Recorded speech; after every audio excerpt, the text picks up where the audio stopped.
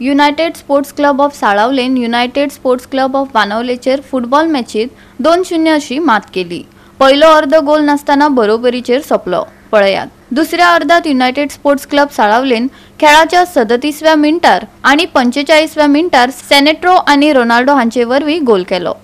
All Goa inter village साळावलेन ग्रामपंचायत football सर्त United Sports Club of Salaulim हांनी आयोजित केली। पळयात काय खीण।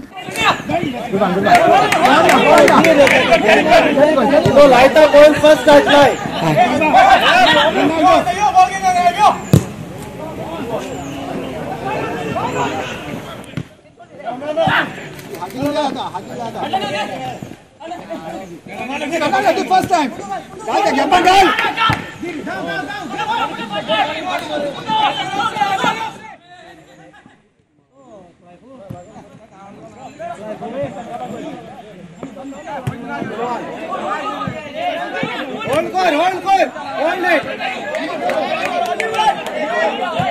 गोवा 365 खातीर संदीप तुळेकार, मनीषा जाधव आणि ओमकार देशप्रभू।